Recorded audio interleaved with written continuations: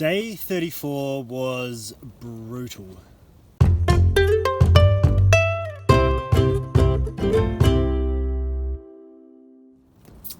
So after feeling very relaxed after my rest day on day 33, day 34 was anything but.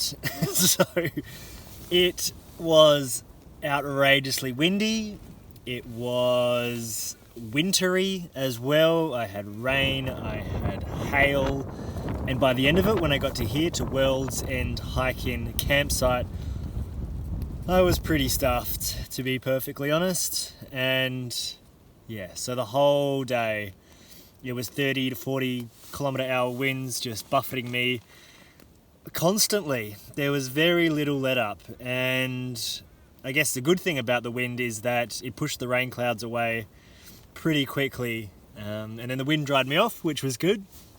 But then more rain clouds came and more storms came, and for most of the day I was rugged up, wearing my cap, wearing my sunglasses, wearing my bandana over my mouth, wearing my rain jacket over the top. So basically no wind, no rain could get through. Had my gloves on, my bag had its little rain jacket on as well, just in case, because yeah, the elements didn't let up for the entirety of the day, and it was exhausting. And I was so happy to finally make it to here, and the rain had stopped somewhat and I could see the campground in the distance, and then one last big dirty great big cloud came across and brought hail that whipped across my beak and made me a little sodden when I finally made it here to set up camp. So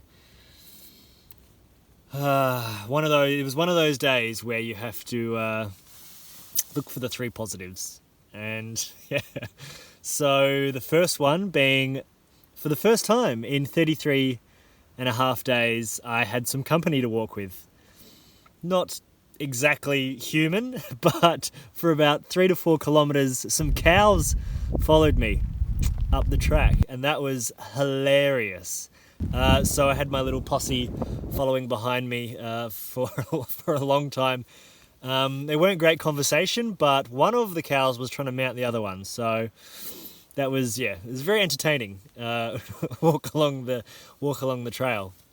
Positive number 2 was that the trail was very straight and very uncomplicated, so not even I could get lost today. It was very easygoing terrain. Not so much the weather, but at least the terrain was easy to navigate. And positive number 3, because the weather was so exhausting, when I finally did make it here, I slept like an absolute baby. Interestingly, on my rest days, I didn't sleep that well. I think my body's in a position at the moment that my energy levels are at their peak. So I need to burn energy to sleep well. And with 22 kilometers plus the elements to deal with, my body was completely exhausted when I finally managed to get here to camp. And to add salt into the wound a little bit, overnight I think my sleeping mattress developed a hole.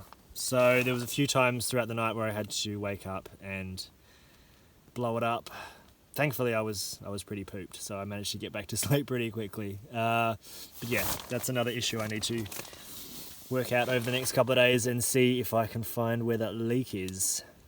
Well, day 35 has well and truly started, so I had better make a start, and I will catch you later tonight.